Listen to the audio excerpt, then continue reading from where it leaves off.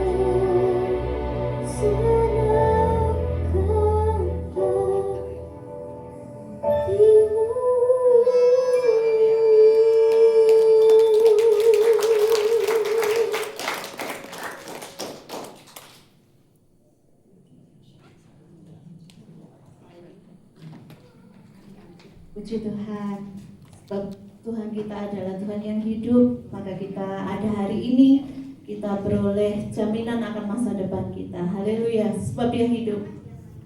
Kami mau nyatakan bahwa Engkau adalah Allah. Yesus Kristus Tuhan. Haleluya.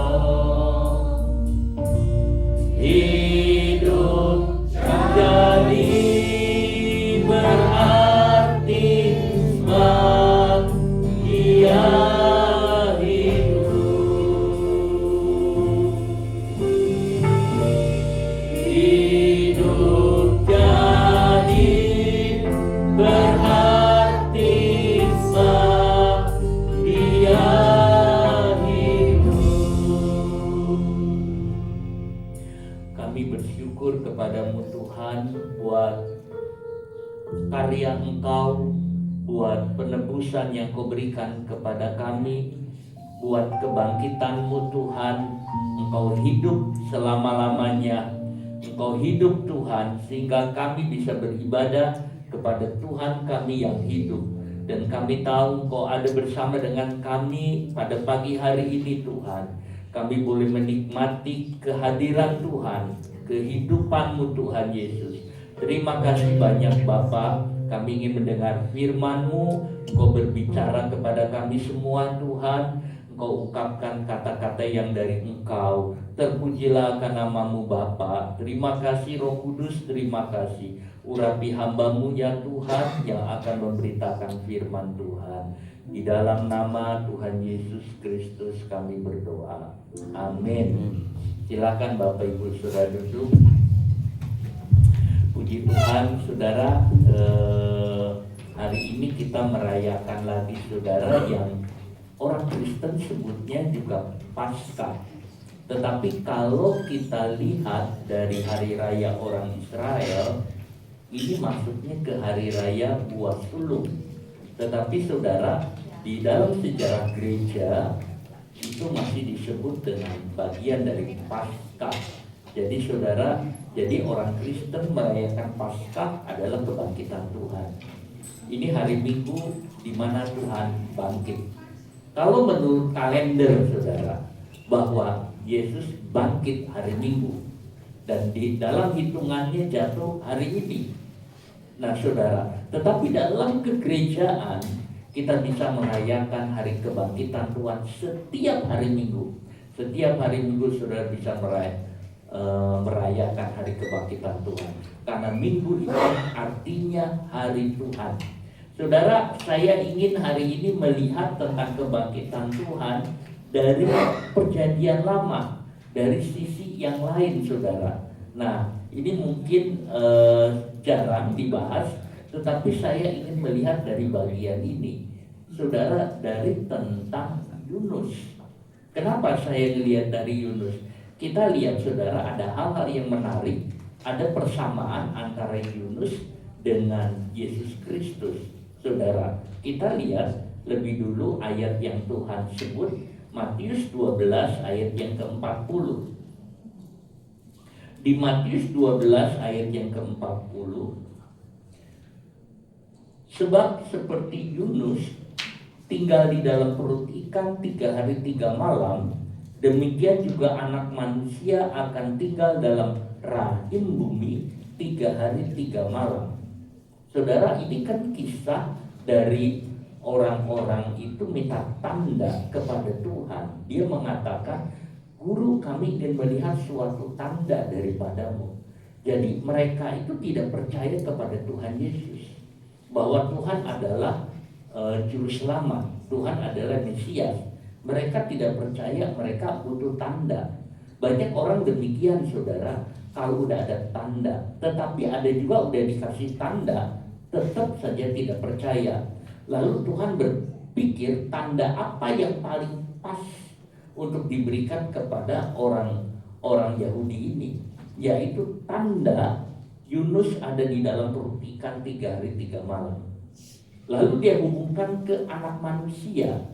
Anak manusia itu adalah Yesus, bahwa Yesus ada di dalam perut bumi, di dalam rahim bumi, katanya 3 hari 3 malam. Hubungkan itu dijadikan tanda. Itu tentang apa?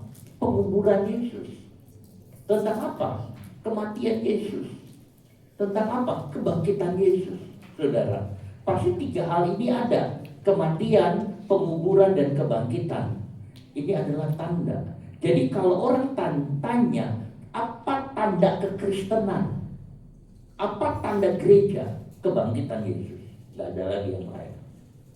Apa sebetulnya tanda orang Kristen? Tanda orang Kristen adalah Yesus hidup, dia sudah bangkit. Jadi saudara, tandanya hanya itu. Kita tidak akan cerita tanda-tanda yang lain. Yang paling kuat adalah Yesus itu hidup. Itu tanda yang ada, saudara. Bahkan Yesus hidup selamanya. Itu yang kita lihat. Saudara, coba kita lihat dari bahagian Yunus waktu ada di perut ikan. Saudara, pada waktu Yunus ada di perut ikan, itu ada di dalam Yunus pasal yang kedua. Coba slide-nya. Nah, saudara, ini Yunus ada dalam perut ikan, itu pasal yang kedua.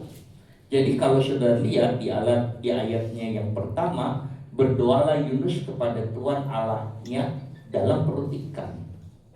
Yunus katanya di sini berdoa kepada Tuhan di dalam perut ikan. Bagaimana Yesus?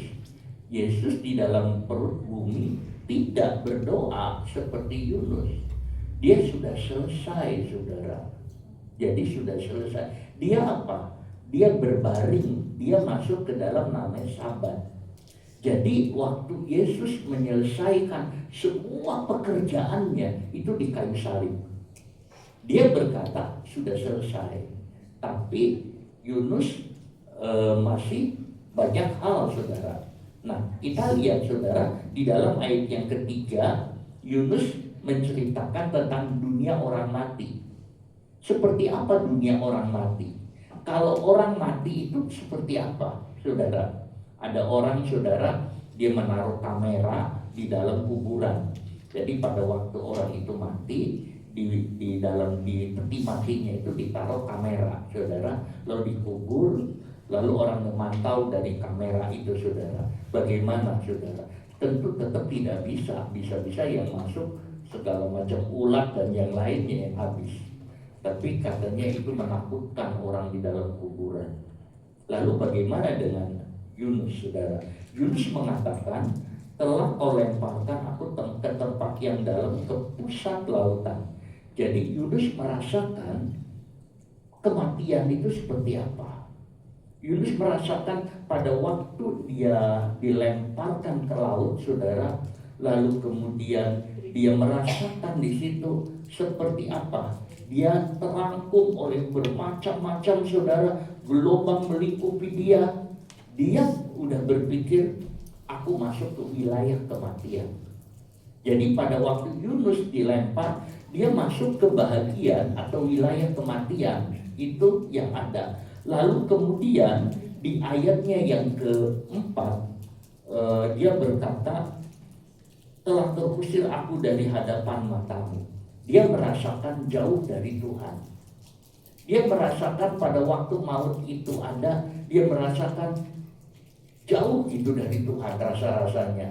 Kemudian di ayatnya yang keenam, di dasar gunung-gunung aku tenggelam ke dasar bumi, pintunya terpalang di belakangku untuk selama-lamanya. Rupanya saudara, kalau kita lihat di sini, tadi pengalaman Yunus, sekarang kenyataannya Yunus dimakan oleh ikan, saudara. Dan dia berkata seperti ini,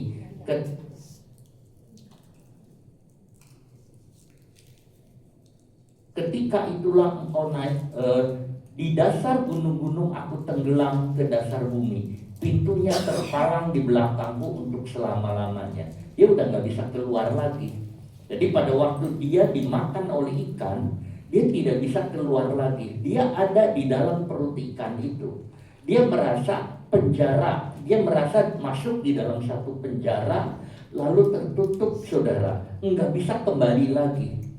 Orang yang sudah masuk ke dalam kematian, dia tidak bisa kembali lagi. Seolah-olah pintunya itu semua tertutup. Itu yang dirasakan oleh Yunus. Sampai kemudian di bagian terakhirnya, saudara, ketika itulah kau naikkan nyawaku dari dalam liang kubur. Tiba-tiba dia merasakan, saudara, Tuhan menguatkan dia. Walaupun di dalam perut ikan, dia bersyukur, dia berdoa kepada Tuhan. Tadinya dia mengatakan sudah selesai, sudah mati.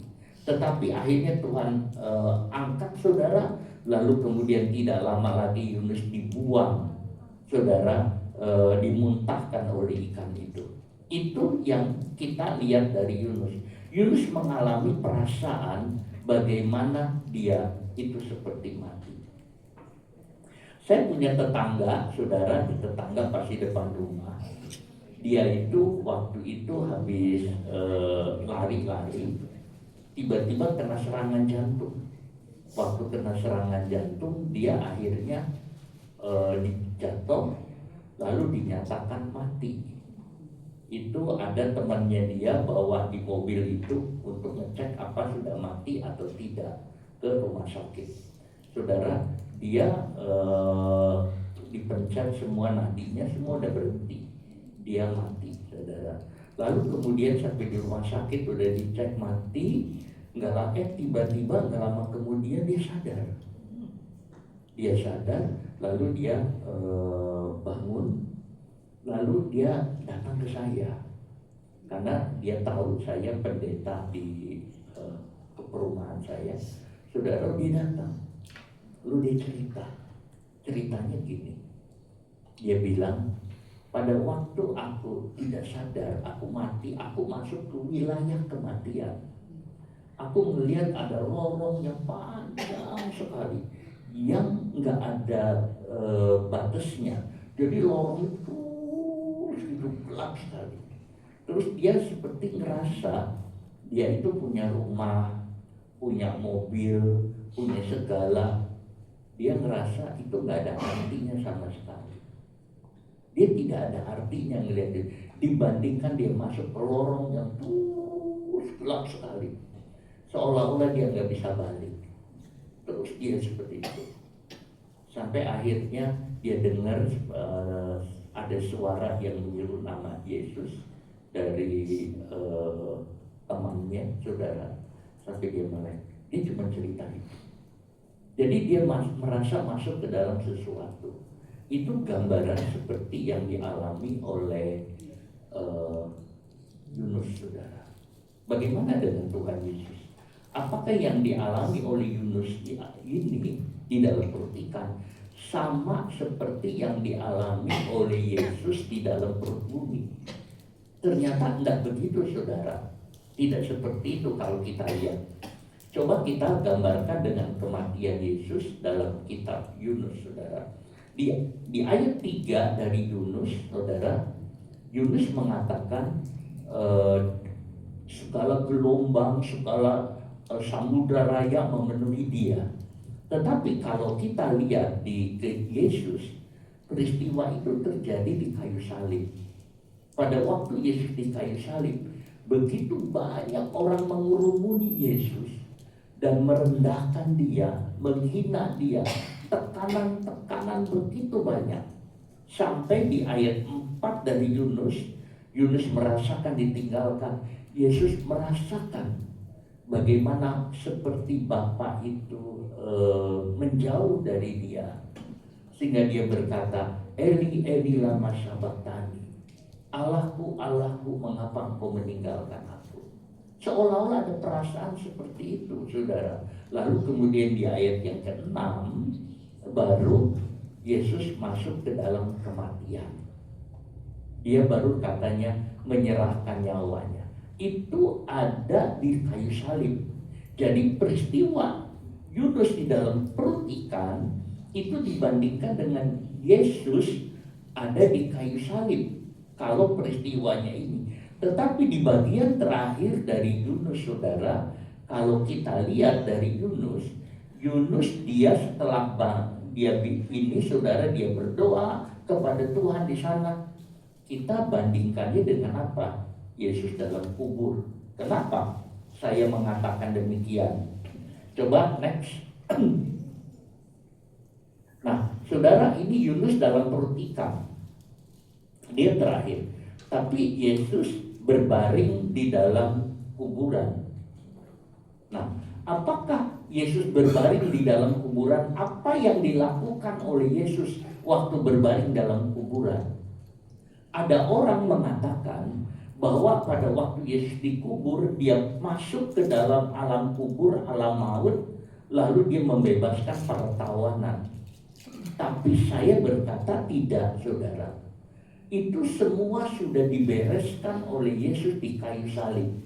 Pada waktu Yesus mengatakan sudah selesai, sudah beres semua, lalu ada orang-orang kudus pada bangkit tinggal, lalu ada di jalan-jalan di Yerusalem. Jadi apa yang dilakukan Yesus pada waktu di dalam kubur? Yesus tidak melakukan apa-apa. Dia masuk ke yang namanya Sabat penebusan. Dia beristirahat di dalam Sabat penebusan.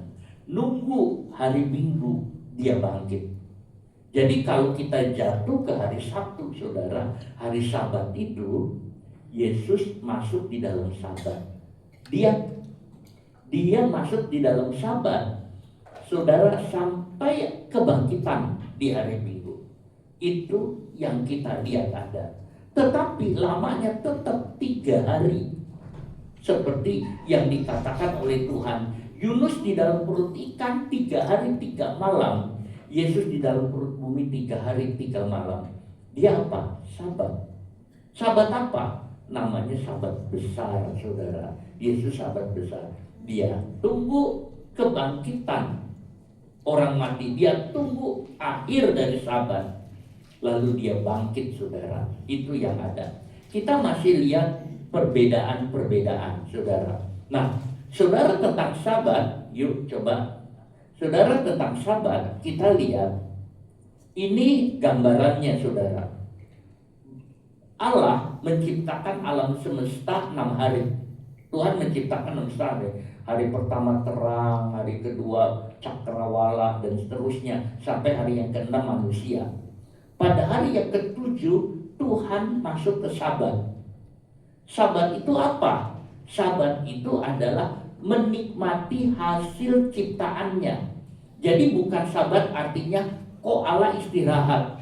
Kok Allah istirahat? Allah tidak perlu istirahat karena Allah tidak pernah capek, saudara. Tetapi Allah menikmati hasil ciptaannya. Jadi sebetulnya Sabat itu adalah Allah menikmati hasil ciptaannya. Saudara, semua yang Allah ciptakan baik adanya. Bahkan manusia disebut sangat baik. Lalu Allah istirahat, Allah masuk Sabat, lalu Allah menikmati, semuanya baik. Dan Allah senang sekali di dalam Sabat itu. Dia berkata, semua baik, dan Allah senang. Bagaimana dengan Yesus? Saudara, Tuhan Yesus sudah melakukan itu semua. Dia lahir di Bethlehem, dia tumbuh di Nazaret, lalu kemudian dia, saudara, sampai umur 30 tahun Yesus dibaptis. Setelah Yesus dibaptis, dia mulai melakukan pekerjaan Bapa, yaitu mengabarkan tentang kerajaan sorga sudah datang. Lalu Yesus bicara soal kerajaan sorga selama 33 tahun setengah, saudara. Dia menyembuhkan orang sakit, dia mencelikan orang yang buta, dia memberitakan tahun-tahun kabar, saudara, tentang pembebasan. Dia melakukan banyak hal, saudara. Dia menceritakan tentang Bapa, dia menceritakan semua itu yang dilakukan oleh Tuhan Yesus. Sampai akhirnya, saudara, Yesus taat kepada Bapa. Lalu dia mati di kayu salib. Waktu kita tahu di Getsemani, Yesus berkata, kalau boleh cawan ini lalu daripadaku, tetapi dia tetap meminumnya juga. Itu artinya, saudara, Yesus meminumnya itu, membereskan semua. Lalu setelah itu dia masuk ke kayu salib. Pada waktu di kayu salib, saudara, dia mengatakan bagian yang terakhir. Sesudah matahari itu gelap, saudara. Lalu sesudah berbicara tentang Eli Eli lama sabachthani, sebelum menyerahkan nyawanya, dia berkata, sudah genap. It is finished. Sudah selesai, dia katakan. Saudara, apa yang dikerjakan sudah selesai. Jadi salib itu, pekerjaan penebusan itu sudah selesai. Sudah tidak ada yang lain, sudah beres semua. Baik orang yang perjanjian lama di zaman Adam, saudara, maupun sekitar, maupun mendatang, itu sudah dibereskan. Dari zaman dulu, zaman sekarang, sampai zaman mendatang, dibereskan semua oleh Tuhan. Dan Tuhan Yesus mengatakan, sudah selesai, sudah beres. Semua sudah beres. Tentang hukum Taurat sudah dibereskan. Tentang orang yang sudah mati, dibereskan. Orang yang hidup dibereskan, orang yang akan datang dibereskan. Semua dosa sudah dibereskan oleh Tuhan. Tuhan mengatakan sudah selesai. Lalu udah gitu Yesus dikubur. Yesus masuk dalam Sabat. Sabat itu apa? Tadi saya bilang Sabat itu adalah menikmati. Di dalam kuburan inilah Yesus berbaring. Dia menikmati. Menikmati apa? Kerjaan dia udah beres semua. Dia menikmati penebusan udah beres, saudara. Dia menikmati semua orang akan datang kepada dia. Semua orang akan melihat pengorbanan salib Tuhan, dan semua orang akan datang kepada dia, saudara. Dan Yesus sangat senang melihat orang-orang itu datang kepada Yesus, melihat orang-orang itu mencari Yesus, orang-orang itu percaya kepada Yesus. Dan Yesus menikmati sebab sudah beres semua. Iblis sudah dikalahkan, dosa sudah diampuni, semua sudah dibereskan. Manusia tinggal datang, aku percaya kepadamu ya Tuhan. Saudara, pada waktu Yesus berbaring, selama Sabat itu, Yesus menikmati hasil karyanya. Yesus menikmati hasil pekerjaannya di kayu salib. Saudara, dia menikmati. Sampai sekarang, Yesus juga senang dan menikmati. Waktu saudara datang kepada Yesus, waktu saudara percaya kepada Yesus, Yesus sangat senang dan menikmati saudara akan ibadah saudara.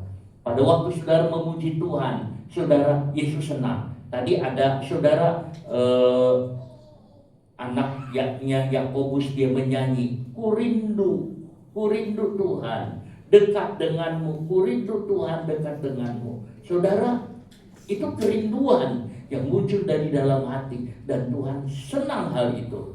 Saudara, ada banyak hal yang Tuhan senang, dan Tuhan ingin menikmati itu bersama dengan saudara, supaya saudara ikut masuk dalam sabatnya penebusan, sabatnya Tuhan.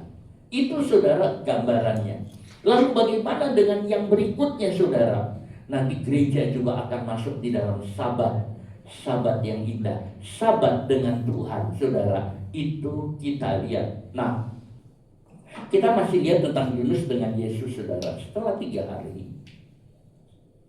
3 hari ikan memuntahkan Yunus saudara. Di pasal 2 ayat 10, lalu berfirmanlah Tuhan kepada ikan, dan ikan itu pun memuntahkan Yunus ke darat. Ayat ini mengatakan Tuhan berfirman kepada ikan saudara. Habis kalau orang gak mau dengar, Tuhan firmannya sama ikan saudara. Dan ikan itu memuntahkan Yunus ke darat saudara. Dia memuntahkan Yunus ke darat. Saudara, ikan memuntahkan Yunus ke darat. Lalu bagaimana dengan Yesus? Maut tidak bisa menahan Yesus. Seolah-olah maut memuntahkan Yesus saudara, sehingga Yesus hidup. Tetapi intinya bukan itu. Intinya adalah maut tidak bisa menahan tubuh Yesus saudara. Maut tidak berkuasa atas tubuh Yesus. Yesus tetap keluar saudara, karena maut tidak bisa menahannya. Di Kisah 2:24, tetapi Allah membangkitkan dia dengan melepaskan dia dari sengsara maut, karena tidak mungkin ia tetap berada dalam kuasa maut itu. Saudara, maut tidak bisa menahan dia. Maut tidak bisa. Lalu kemudian saudara, itu yang ada, Yesusnya bangkit. Lalu kemudian di dalam Lukas 24 ayat yang ke-6, Lukas mengatakan di sini, dia tidak ada di sini saudara. Dia sudah bangkit. Ia tidak ada di sini, ia telah bangkit. Ia tidak ada di sini, ia tidak sudah bangkit. Maut tidak bisa saudara mengatasinya. Kalau Tuhan berfirman kepada ikan, Yunus dimuntahkan. Tetapi kalau Yesus saudara, tidak ada kata-kata Tuhan berfirman di sini, karena Yesus adalah firman itu sendiri, dan maut tidak berdaya. Yesus keluar saudara dari alam maut. Luar biasa saudara. Ada orang keluar dari alam maut itu luar biasa. Ada orang sudah mati saudara, sudah dikubur, sudah apa saudara, tapi dia keluar dari alam maut itu sendiri saudara. Siapa lagi kalau bukan Yesus? Tidak ada lagi orang yang bisa keluar dari kematian saudara. Nabi sekalipun sudah mati dikubur dan dia tidak bangkit lagi. Ada banyak nabi saudara. Kita lihat nabi di situ, Nabi Sakaria. Saya pernah lihat kuburannya Nabi Sakaria, saudara. Ada lagi nabi-nabi yang lain, Maleaki, semua itu ada, saudara. Samuel ada, raja juga, raja. Kita lihat Daud, semua mereka tidak keluar, saudara. Tapi untuk Yesus tidak ada satupun yang bisa menahannya. Maut tidak bisa menahannya. Dia keluar dari maut, saudara. Dan dia mengatakan, hai maut, di manakah kekuatanmu?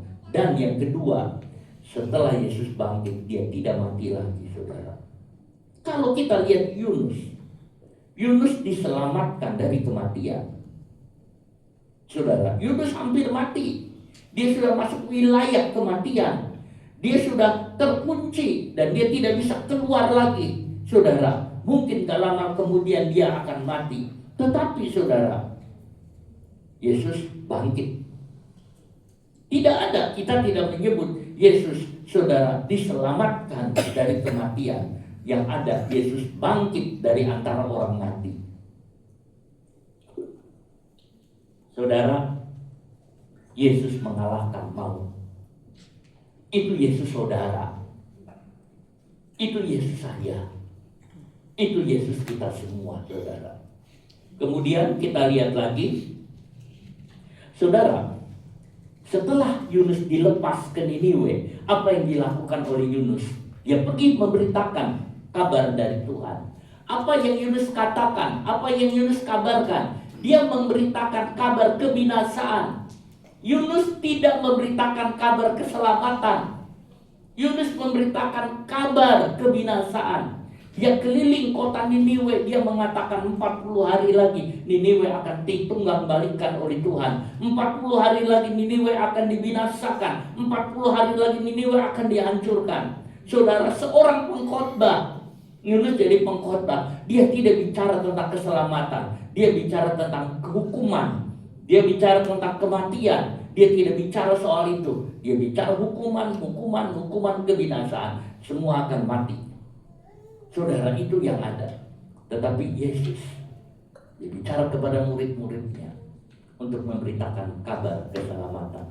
Itu bedanya Yunus dengan Yesus. Bedanya Yunus dengan para rasul. Dia bicara tentang apa? Kabar keselamatan.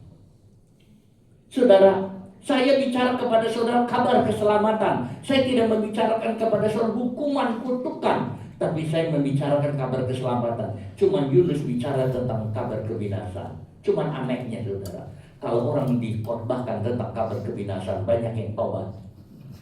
Kalau orang bicara kabar keselamatan, tidak ada yang bertobat. Saudara lihat, orang rasul bicara tentang kabar keselamatan, ada yang percaya, ada yang enggak. Tapi kalau kabarnya tentang kebinasaan, banyak yang bertobat. Karena kita juga berpikir seperti itu, saudara.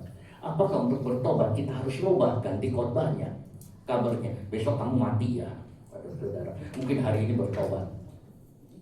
Tapi Tuhan tidak mengajar begitu. Tuhan mengajarkan tentang keselamatan. Berita keselamatan. Luar biasanya saudara, Yunus itu khotbah tentang kabar kebinasaan 40 hari lamanya. Yang bertobat satu negeri bertobat semua. Dari raja sampai ke bawah. Kata Alkitab sampai ke binatang-binatangnya juga ikut bertobat. Saudara pernah lihat anjing bertobat? Nah, saudara itu ada cerita saudara, anjing itu bisa membawa orang datang kepada Yesus. Ceritanya begini saudara, ada suami istri, istrinya itu suka ke gereja, dia suka berbakti, suaminya enggak pernah saudara. Dia datang, istrinya ke gereja, ya sudah biarkan. Saudara, istrinya sama anjingnya ikut saudara ke gereja. Lalu kalau istrinya, si ibu itu duduk, anjingnya di sebelahnya. Terus begitu saudara. Lama-lama waktu ibu itu sakit, dia mati katanya. Sudah setiap hari Minggu pagi anjingnya datang sendiri ke gereja. Datang lagi ke gereja saudara. Si bapak itu bilang, anjingku aja setiap pagi jam segini kok selalu hilang kalau hari Minggu. Selalu dia ikuti saudara. Sampai ke gereja dia duduk saudara. Bertobat katanya. Gara-gara anjing. Anjing bisa bawa orang datang kepada Yesus. Dia bilang adanya. Saudara, kita lihat tentang hari ini. Nah, kita lihat di sini saudara. Yunus satu kota. Tapi Yesus 40 hari mempersiapkan kepada murid-muridnya. Untuk apa? Mengabarkan berita keselamatan. Saudara, itu beda kabarnya. Lalu kita lihat lagi berikutnya saudara, responnya. Waktu penduduk Niniwe mendengar berita Yunus bertobat. Itu yang tadi saya bisa saudara, orang menceritakan tentang kabar hukuman, bertobat. Murid-murid menceritakan tentang kabar keselamatan. Mereka tidak bertobat, tidak percaya saudara. Bahkan kalau kita lihat lebih lanjut saudara, yuk lanjutannya, Yunus tidak mati. Setelah dia memberitakan Injil tentang kabar kebinasaan, Yunus tidak dibunuh saudara. Yunus selamat dan orang lain bertobat. Tetapi para rasul memberitakan kabar keselamatan, semua mati. Petrus mati, Yohanes mati, dibunuh saudara. Pada waktu cerita kabar keselamatan malah mati, dibunuh. Kadang kita berpikir kok bisa. Saya kadang-kadang suka baca buku saudara, ya sedikit saya baca dari seorang ibu yang namanya Elizabeth Elliot, saudara, namanya Elizabeth Elliot. Dia ceritanya sangat menarik, bagaimana dia hidup, saudara. Dia itu punya suami dengan teman-temannya, saudara, ada 5 orang. Mereka juga punya istri masing-masing, saudara. 5 laki-laki ini, dia ingin pergi memberitakan Injil. Dia ingin memberitakan kabar keselamatan. Dia pergi ke Amerika Latin, saudara. Saya lupa namanya, saudara. Itu dia pergi ke sana, mendarat, pesawat kecilnya itu mendarat, saudara. Sampai di sana dia keluar ke tempat penduduk kampung, saudara. Akhirnya penduduk kampung itu tidak menerima kabar keselamatan itu, tidak mau. Dia ambil tombak, dibunuh 5-5-nya. Dan udah dibunuh 5-5-nya karena mereka kanibal, dimasak dan dimakan, saudara. Itu yang ada. Tetapi sebelum itu sih beberapa sudah ada catatan-catatan yang dibuat ketinggalan. Setelah beberapa lama dicari, dihubungi, gak ada kontak. Lalu badan misi datang ke sana. Dia melihat sudah mayat, lalu dia catatan-catatan dari si orang ini, dari penginjil ini. Lalu dia kasih kepada istrinya, ke masing-masing. Istrinya merasa kehilangan. Di dalam tangisan istrinya dia mengatakan, sekarang aku yang akan pergi ke sana. Lalu dia dengan anaknya, istri-istri itu pada pergi ke sana. Gantikan tugas suaminya untuk pergi ke sana. Tetapi sudah terjadi perubahan yang besar, saudara. Di sana juga telah terjadi. Lalu yang membunuhnya bertobat. Sudah beberapa sudah bertobat. Saudara, itu yang ada. Bahkan anaknya dibaptis oleh yang bunuh bapaknya. Saudara, roh pengampunan itu ada besar di dalam dirinya. Elizabeth dia nulis ada banyak kisah-kisah persekutuannya dengan Tuhan, saudara. Memberitakan kabar keselamatan seperti dibunuh. Yunus memberitakan kabar hukuman, seluruh Niniwe bertobat. Mengapa kita bertanya? Kabar keselamatan yang indah dari hasil pengorbanan Yesus dan kebangkitan Yesus, mengapa tidak diterima? Mengapa orang tidak menerima kabar keselamatan? Saudara, saya baca di ada satu berita kemarin Jumat Agung. Setelah ibadah Jumat Agung di Tangerang, langsung kemudian orang ngegeruduk, suruh tutup semua. Cerita kabar keselamatan, saudara, bukan cerita tentang mabok, bukan cerita yang lain. Digeruduk, lalu kemudian gereja ditutup, langsung disegel, saudara, dan tidak boleh. Setelah ibadah Jumat Agung, baru mereka keluar, ditutup langsung, dan dikatakan tidak boleh berdiri lagi. Kadang kita bertanya-tanya, kita menceritakan tentang kabar keselamatan, apakah harus menjadi seperti para rasul yang menderita, saudara? Nah, itu yang ada. Tetapi kalau kita lihat Yunus dengan para rasul berbeda. Waktu Yunus, saudara, memberitakan kabar hukuman, seluruh negeri itu bertobat. Yunus kecewa. Dan Yunus mengatakan, kenapa? Kenapa kau bertobat? Kenapa nggak dihukum aja? Kenapa kau bertobat? Tetapi para rasul waktu menceritakan tentang kabar keselamatan, dia dicambuk, dia dihina, bahkan dia dibunuh, saudara. Tetapi para rasul malah bersuka cita, tidak kecewa. Mengapa para rasul bersuka cita? Padahal berbeda dengan Yunus. Kenapa para rasul malah bersuka cita? Karena dia tahu yang dia kerjakan adalah itu benar. Dan yang kedua, dia tahu Yesus itu hidup. Saudara, itu yang dialami. Dari perbandingan kita bisa lihat. Yuk coba saudara kita lihat perbandingan. Yunus dilepaskan dari maut, Yesus mengalahkan maut, itu beda. Kedua, Yunus beritanya penghukuman, Yesus berita keselamatan. Yunus keselamatan sementara, Yesus keselamatan kekal.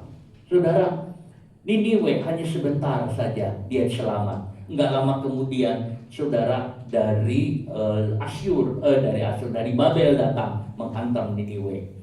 Saudara, Yesus keselamatan kekal. Yunus enggak mau memberitakan, Rasul rela memberitakan walaupun dia harus mati. Sebab Rasul-rasul tahu bahwa yang dia kabarkan itu bukan sesuatu yang kosong, tetapi sesuatu yang baik. Saudaraku, Yesus bangkit. Kita lihat Lukas 24. Saudara, kalau kita lihat di Lukas 24, saudara membaca di ayatnya yang pertama sampai ayatnya yang ke-12, itu tentang pada hari pertama dari minggu itu, hari Minggu itu saudara, murid perempuan-perempuan itu lihat apa? Mereka mendapati batu sudah terguling dari kubur itu, dan setelah masuk mereka tidak menemukan mayat Tuhan Yesus. Sementara mereka berdiri termangu-mangu karena hal itu, tiba-tiba ada 2 orang berdiri dekat mereka memakai pakaian yang berkilau-kilauan. Mereka sangat ketakutan dan menundukkan kepala. Tetapi kedua orang itu berkata kepada mereka, "Mengapa kamu mencari Dia yang hidup di antara orang mati? Ia tidak ada di sini, Ia telah bangkit." Saudara, ini yang kita baca di dalam ayat-ayat ini, saudara. Ia tidak ada di sini, Ia sudah bangkit. Jadi kuburan itu betul-betul kosong. Kuburan itu betul-betul tidak ada mayat di dalamnya. Saudara, waktu dilihat itu udah kosong. Pada kuburan itu tersegel. Kuburan itu dijaga prajurit, tetapi tidak ada sama sekali, saudara. Itu yang kita lihat. Kemudian Lukas menulis pertemuan Yesus dengan 2 orang Emmaus. Lukas tidak menceritakan tentang pertemuan dengan Maria, Yesus dengan Maria di sini. Kalau kita lihat di Emmaus ini, saudara, 2 orang berjalan ke Emmaus. Itu seorang bernama Kleopas. Kleopas itu adiknya Yusuf, istri Maria. Jadi kalau mau, Kleopas itu pamannya Yesus. Kalau secara lahiriah seperti ini, saudara, itu Kleopas itu pergi dengan 1 orang tidak disebut namanya. Dia pergi ke Emmaus, saudara. Lalu di sana mereka cerita tentang kegegeran yang ada di Yerusalem mengenai Yesus dan kebangkitannya. Tetapi mereka masih belum ngeh, mereka belum memahami, mereka belum tahu apa artinya kebangkitan itu, saudara. Sampai pada waktu Yesus duduk, saudara, lalu kemudian Yesus memecahkan roti. Tiba-tiba mereka melihat bahwa Yesus ada. Saudara, itu yang ada. Saudara, baru mereka lihat itu Yesus. Yesus hidup. Nah, terus sampai Yesus menyatakan diri, Dia hidup, saudara. Itu yang kita lihat. Jadi hari Minggu, saudara, itu adalah hari kebangkitan Yesus. Semua hari Minggu hari kebangkitan Yesus. Sehingga sebenarnya waktu ibadah gereja mula-mula itu hari Minggu, setiap kali hari Minggu dia cerita tentang kebangkitan Tuhan Yesus. Jadi pada waktu murid-murid itu kumpul, yang diceritakan adalah tentang kematian Yesus, kebangkitan Yesus. Tidak ada cerita-cerita yang lain, saudara. Kalau kumpul ceritanya tentang apa? Yesus, kebangkitan Yesus. Lalu rasul-rasul membuktikan Yesus sudah bangkit. Ada orang-orang sakit didoakan lalu sembuh, saudara. Dan mereka memecahkan roti. Jadi hari Minggu adalah tempat orang cerita tentang Yesus bangkit. Tidak cerita yang lain-lain, tidak cerita yang mana-mana, saudara. Tapi yang diceritakan hanya Yesus yang mati dan Yesus yang bangkit. Tidak ada yang lain. Saudara, itu di gereja itu. Sebenarnya itu yang kita harus lihat. Dengan berbagai cara versi, saya harus menjelaskan kepada saudara. Kita minta kepada Tuhan, berdoa kepada Tuhan. Sehingga setiap hari Minggu kita berdoa. ada arah kepada Yesus yang hidup, Yesus yang bangkit, Yesus yang hidup. Supaya jemaat merasa, aku tidak sendirian. Aku punya Tuhan yang hidup. Aku punya Tuhan yang hidup dalam menghadapi persoalan hidup ini. Saudara, persoalan hidup saudara di dalam dunia pendidikan, persoalan hidup saudara di dunia kerja, persoalan hidup saudara di rumah tangga, saudara akan mengatakan, aku punya Yesus yang hidup, yang tidak mati. Itu yang diberitakan terus-menerus, diberitakan terus-menerus, diberitakan. Dalam dunia penginjilan, Billy Graham yang konsisten selalu khotbah kebangkitan Yesus Kristus. Tiap kali dia khotbah pasti menyinggung itu, kematian dan kebangkitan Yesus. Saudara, seorang penginjil besar dari Amerika, Billy Graham, dia meninggal umurnya hampir 100 tahun. Tetapi saudara, dia seorang penginjil yang sangat dipakai oleh Tuhan. Ibadah hari Minggu, Kisah 20 ayat yang ke-7. Dalam Kisah 20 ayat yang ke-7, pada hari pertama dalam minggu itu, ketika kami berkumpul untuk memecah-mecahkan roti, Paulus berbicara dengan saudara-saudara di situ, karena ia bermaksud untuk berangkat pada keesokan harinya. Pembicaraan itu berlangsung sampai tengah malam. Saudara, jadi kalau kita lihat ini, Paulus sekarang di gereja, dia pergi pada hari Minggu. Untuk apa? Untuk berdoa sambil memecahkan roti. Memecahkan roti yang dimaksud ini apa? Perjamuan suci. Jadi apa yang Tuhan telah ajarkan kepada dua orang di Emmaus, persekutuan ini seperti ini, diadopsi oleh para rasul, lalu mereka melakukan ibadah, saudara, dengan memecahkan roti, berdoa dan memecahkan roti. Itu perjamuan suci, saudara. Dan ibadah itu hari Minggu. Hari Minggu adalah ibadah kita. Minggu itu artinya hari Tuhan, saudara. Minggu itu artinya hari Tuhan. Kita hari Minggu adalah hari Tuhan. Jadi saudara, setiap kali saudara datang ibadah di hari Minggu, saya ingin saudara ingat, Yesus itu hidup. Saudara, kalau Yesus tidak bangkit bagaimana? Kalau Yesus tidak bangkit bagaimana? Yuk, saudara, kalau Yesus tidak bangkit, kata Paulus, ibadah kita tidak ada gunanya. Ibadah saudara seperti ibadah-ibadah yang lain, tidak ada gunanya. Karena saudara beribadah kepada Tuhan yang mati. Karena saudara beribadah kepada Tuhan yang tidak bisa berbuat apa-apa. Tetapi saudara, kita tahu Yesus itu bangkit. Sebab itu ibadah kita, ibadah yang benar, saudara. Ibadah, saudara, kalau saudara menggambarkan Yesus ada di tempat kita, Yesus ada duduk bersama dengan kita, atau Yesus ada di depan kita, saudara, maka saudara, kita akan melihat dia. Dan betul dia ada, saudara, sebab dia tidak mati. Dan kita akan menyembah kepada Tuhan, saudara, sebab dia hidup selama-lamanya. Kalau saudara Yesus tidak bangkit, kami dijuluki para pendusta, rasul-rasul pendusta, semua bapak-bapak gereja pendusta, semua para pengkhotbah pendusta, semua adalah pendusta. Yang diomongkannya itu adalah dusta. Ngomong apa aja dusta, ngomong apa aja dusta. Sebab apa? Sebab Yesus mati, tidak hidup. Saudara, kita adalah orang pembohong. Saudara, semua yang saudara dengar dalam gereja adalah pembohong-pembohong semua. Semua adalah pendusta. Sebab apa? Yesus tidak bangkit. Tetapi kenyataannya Yesus bangkit. Karena banyak kesaksian yang menunjukkan Yesus itu hidup, saudara. Bahkan saudara, ada banyak orang dia melihat Yesus, panggil dia, Yesus ajak dia, saudara. Dan yang ketiga, kalau Yesus tidak bangkit, iman kita itu sia-sia, kosong. Saudara, kita tidak tahu bagaimana hidup kita, dosa.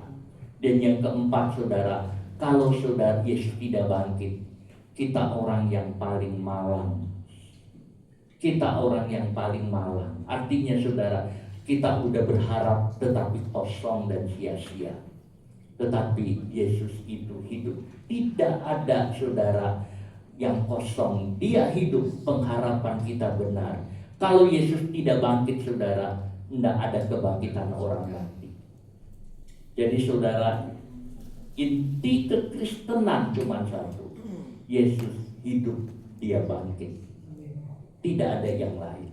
Mengapa saudara datang ke gereja? Apakah untuk diberkati? Mengapa saudara datang ke gereja? Apakah supaya jadi sehat walafiat? Mengapa saudara datang ke gereja? Karena saudara ingin senang-senang? Mengapa saudara datang ke gereja? Tidak ada lain, karena Yesus kita hidup. Tidak ada yang lain. Mengapa kita melayani? Mengapa para pemain musik melayani? Mengapa para penyanyi, singer melayani? Mengapa saya ada di tempat ini saudara? Kenapa semua? Karena satu, Yesusku hidup. Kalau itu tidak, Yesus tidak hidup, buat apa? Lebih baik kita tiap hari, minggu semua kita pergi-pergi, jalan-jalan, makan-makan, udah mati ya sudah beres. Tetapi saudara, karena Yesus hidup, kita datang.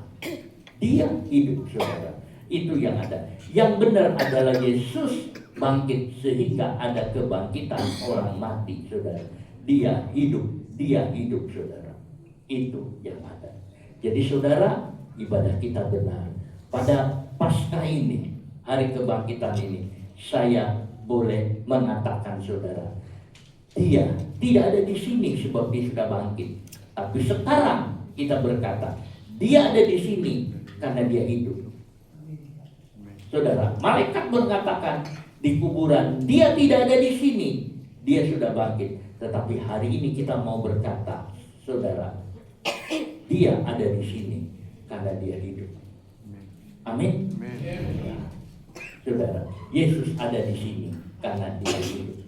Yuk, para pemain musik dipersilahkan untuk maju. Kita akan menyanyi satu nyanyian, hidup, hidup, hidup selamanya. Nanti ditampilkan ininya, apa slide-nya.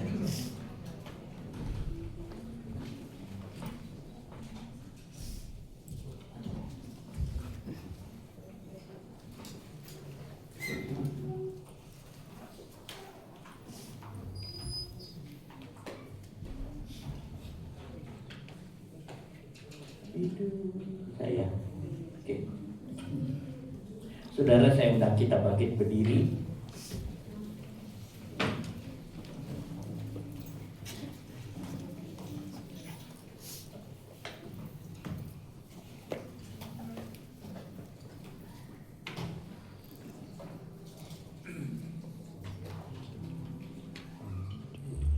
Hidup, hidup, hidup selamanya. Hiduplah, hidup selamanya. Hidup, hidup, hidup selamanya. Yesusku hiduplah. Oh haleluya, oh haleluya. Yesusku hiduplah. Oh haleluya, oh haleluya. Yesusku hiduplah. Hidup, hidup, hidup selamanya. Yesusku hiduplah, hidup selamanya. Hidup,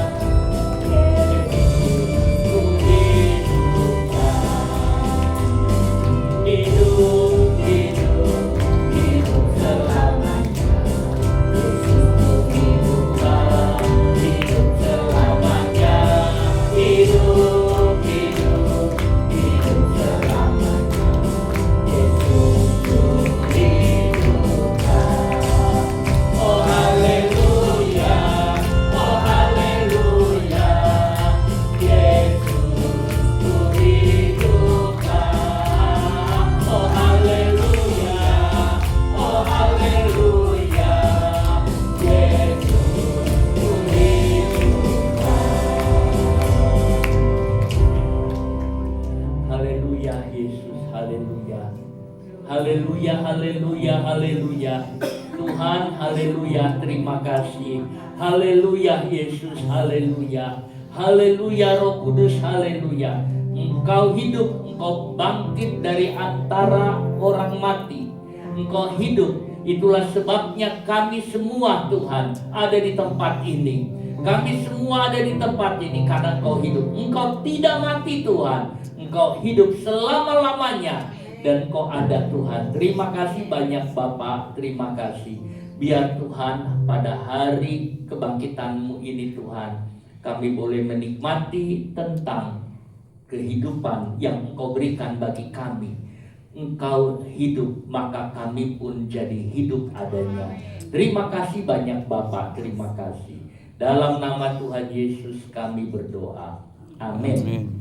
Silakan Bapak Ibu Saudara duduk. Sebelum saya berikan kepada Pak Andi, saya kasih pengumuman Saudara. Minggu depan para koordinator di doa Saudara itu ada pertemuan. Kemudian Saudara di doa pagi ini, kalau Saudara menjelaskan tentang surat Roma, Saudara harus tahu bahwa surat Roma ini itu surat Rasul Paulus kepada jemaat yang ada di Roma. Itu tulis surat dari Korintus. Jadi Saudara bisa melihat, baca lagi urutannya. Memang surat Roma agak sulit, tetapi Saudara bisa ngambil beberapa poin penting untuk Saudara bisa jelaskan ya. Itu surat tentang surat Roma. Kemudian nanti Saudara ada Paskah, itu biasanya di kita suka ada telur Saudara. Nggak apa-apa Saudara, itu baik.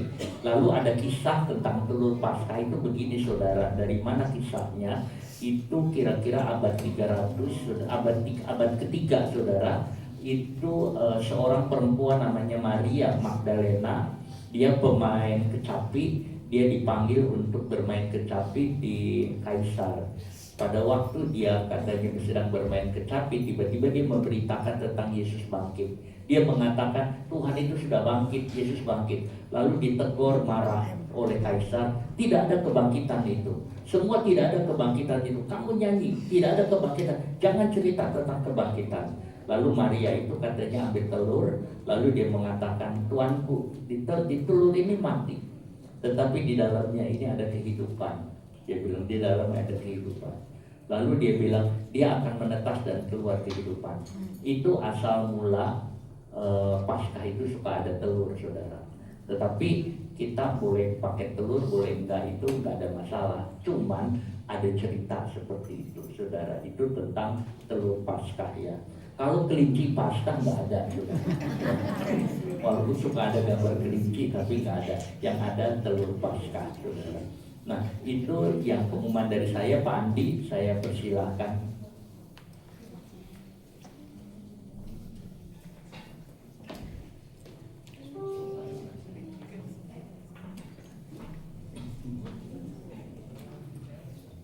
Ya, puji nama Tuhan, selamat Paskah Bapak Ibu Saudara sekalian, kasih Tuhan untuk pengumumannya.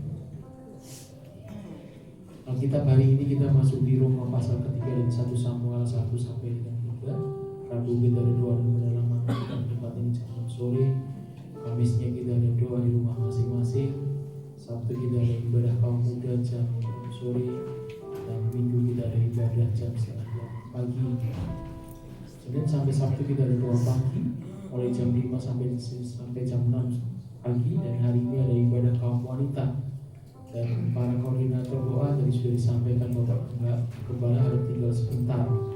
Alkitabnya jangan lupa Bapak Ibu baca minggu depan ya, minggu depan ya. Alkitabnya jangan lupa terus Bapak Ibu baca supaya kita boleh sama-sama bertumbuh dalam firman Tuhan. Kita mau sama-sama berdoa untuk persembahan yang kita berikan buat Tuhan. Kami bersyukur buat kebaikan dan kemurahan-Mu. Terima kasih Tuhan buat kesempatan yang indah Tuhan untuk kami berada di tempat ini. Sungguh kami rindukan Tuhan persembahan yang terbaik dalam hidup kami. Itu yang kami mau beri Tuhan untuk kemuliaan bagi nama Tuhan. Kami bersyukur buat pertolongan pemeliharaan-Mu. Bahkan sampai saat ini pun tak pernah Tuhan sedetik pun Kau tinggalkan kami sendiri. Terus kami Tuhan disertai dengan lengan yang kuat. Kami dipimpin dengan Roh Kudus yang terus membawa kami kepada kebenaran firman Tuhan. Kami bersyukur. Berikan kepada kami hati yang taat, hati yang Tuhan benar-benar Tuhan mau dalam tuntunan-Mu ya Tuhan. Terima kasih Tuhan, terima kasih buat firman Tuhan pada pagi hari ini. Berkati Tuhan supaya firman-Mu boleh menjadi rema buat setiap kami yang mendengar Tuhan. Berkati Bapak Gembala sudah menyampaikan firman Tuhan. Terus pakai Tuhan kehidupan Bapak Gembala sekeluarga di dalam mengembalakan sidang di tempat ini Tuhan. Semuanya itu hanya untuk kemuliaan bagi nama Tuhan. Berkati Tuhan akan setiap kami sudah ambil bagian dalam pelayanan. Pakai kami lebih lagi Tuhan dengan taat, setia, bahkan tambahkan talenta di dalam kami melayani supaya boleh beri berkat Tuhan buat gereja-Mu di tempat ini. Istimewa Tuhan, biar dalam setiap pelayanan kami Kamu persiapkan dengan baik, sehingga Tuhan dalam pelayanan kami ada urapan Tuhan yang daripada-Mu, sehingga jemaat-Mu yang datang Tuhan boleh diberkati, bahkan yang sakit disembuhkan, yang lemah dikuatkan, yang susah dihiburkan, yang dalam pergumulan beban Tuhan persoalan Tuhan jemaat-Mu boleh merasakan dan Tuhan menikmati pertolongan-pertolongan yang daripada-Mu, bahkan lebih daripada setiap jemaat-Mu doa dan mengintai yang Tuhan sediakan. Terima kasih Tuhan, berkati semua jemaat-Mu dalam setiap hidup nafkah, dalam setiap hidup nikah, dalam studi, dalam segala hal yang Tuhan jemaat-Mu kerjakan. Benar-benar semuanya dalam tuntunan-Mu Tuhan, sehingga semuanya itu untuk kemuliaan bagi nama Tuhan. Jadikan kami pelaku-pelaku firman-Mu ya Tuhan. Ajarkan terus kami hidup dalam kerendahan hati, ketaatan dan kemurnian hati. Terima kasih Tuhan, bangsa dan negara kami Indonesia kami taruh dalam tangan pengasihan-Mu. Biarlah Indonesia dalam belas kasihan-Mu. Berkati pemerintahan bangsa kami, TNI, Polri dan semua pejabat Tuhan, supaya mereka boleh memimpin bangsa kami dengan baik ya Tuhan. Dan kesejahteraan itu ada di bangsa kami Indonesia. Dan istimewa kami berdoa buat gereja-gereja-Mu, supaya gereja-gereja-Mu terus hidup dalam kekudusan-Mu. Gereja-gereja-Mu benar-benar menjadi alat kesaksian untuk menjangkau jiwa-jiwa, sehingga keselamatan juga boleh diberitakan kepada orang yang belum pernah mendengar firman Tuhan. Terima kasih, sebentar kami akan berikan yang terbaik yang menjadi milik kami. Tuhan, kuduskan, Bapak boleh senantiasa dipakai untuk kemuliaan bagi nama Tuhan buat gereja di tempat ini. Dan di dalam nama Yesus kami berdoa, haleluya, amin. Pada satu bukit jauh dari sini, lihat salib Tuhan berdiri.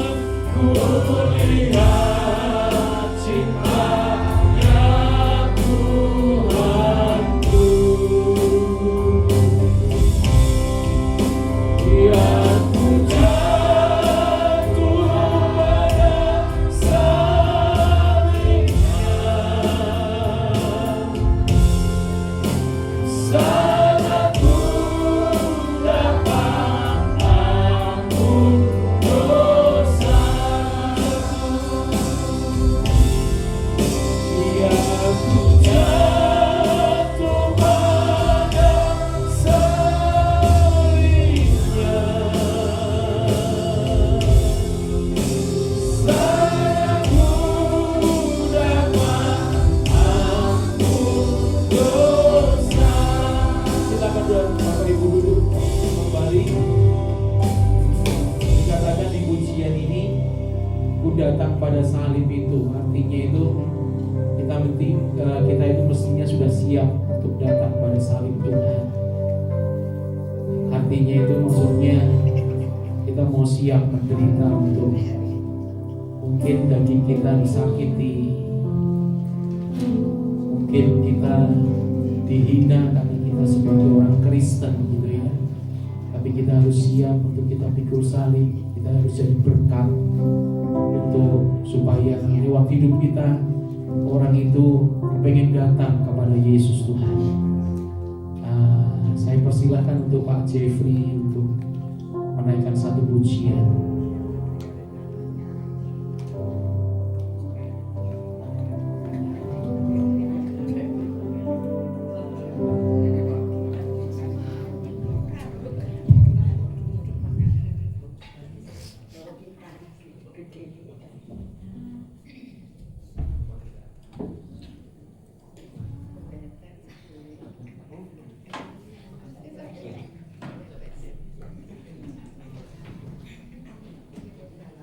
Terima kasih.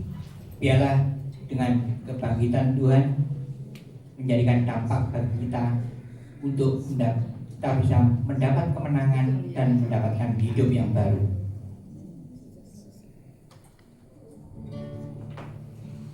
Hidup yang putus asa tak berarti,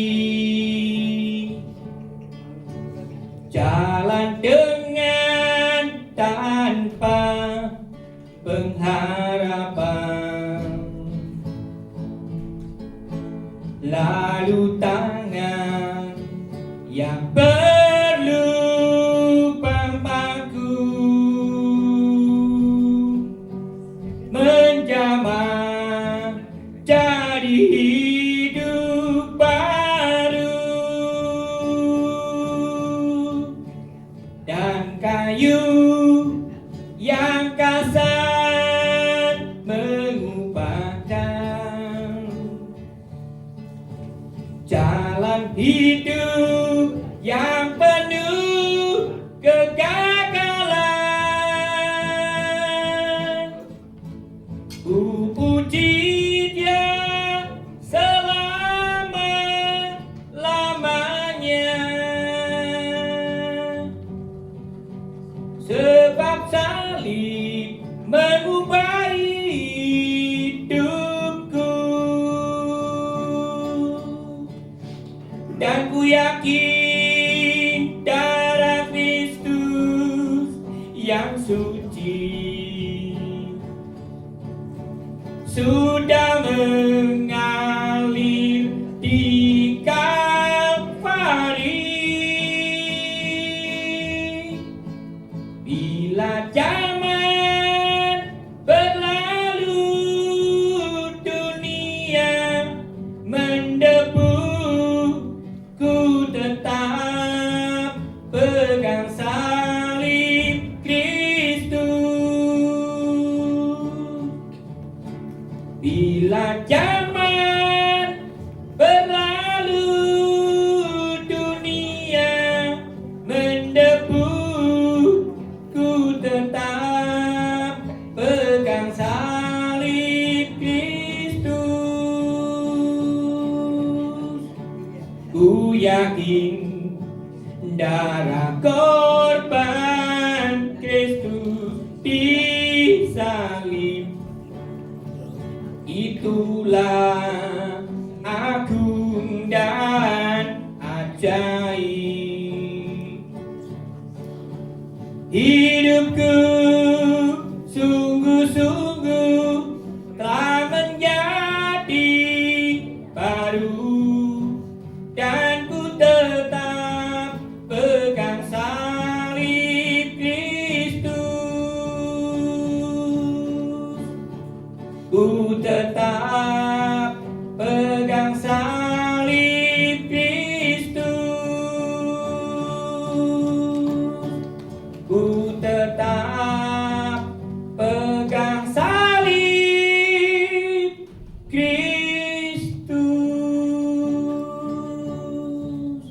Terima kasih, Tuhan memberkati kita semua. Ya, puji nama Tuhan. Saya undang Bapak Ibu bangkit kembali sekali lagi. Kita pujikan satu lagu pujian dan terakhir pada salib.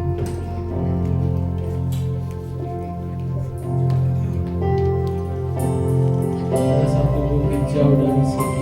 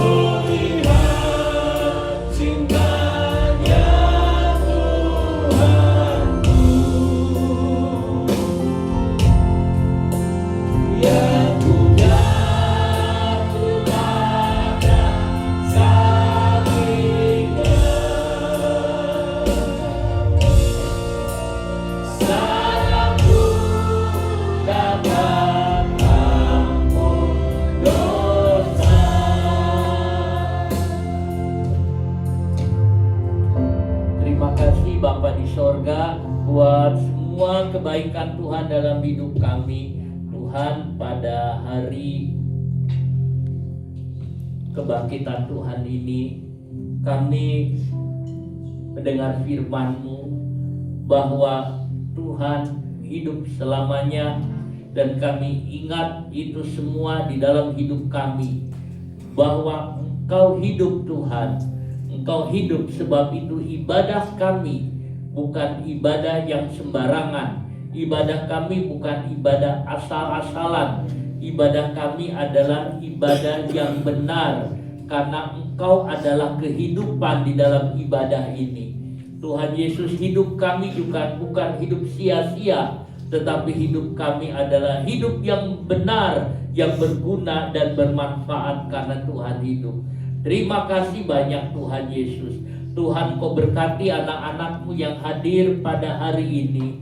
Tuhan Yesus, Kau yang tolong Tuhan, biar berkat Tuhan ada memenuhi dan tercurah Tuhan atas hidup anak-anak-Mu. Kami mohonkan berkat-Mu itu Tuhan, turun atas anak-anak-Mu. Terima kasih Tuhan Yesus.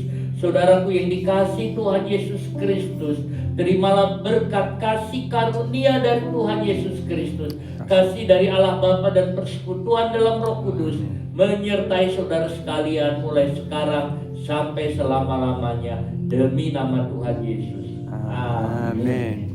Sebab Dia hidup, ada hari esok.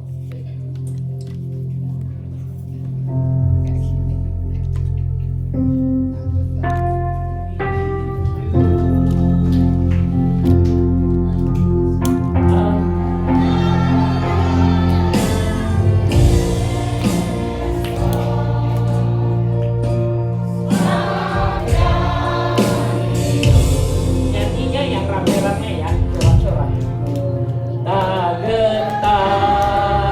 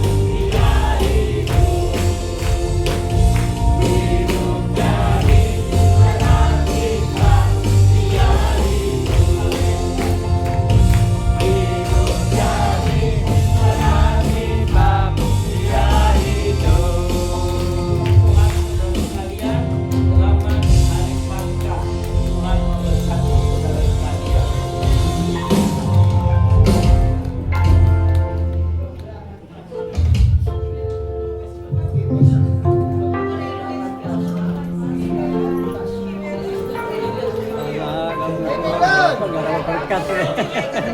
Tambah berkat. Terus tumbuh oleh orang ini.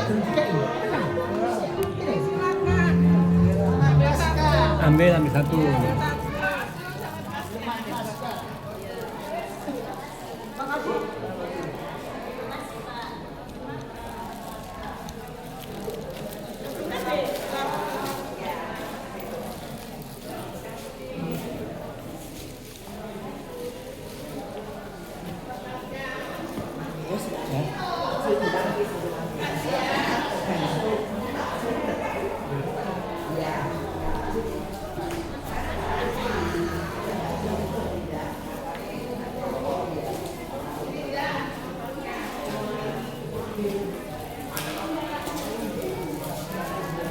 Kata ya? Pak Matius dan Pak Matius.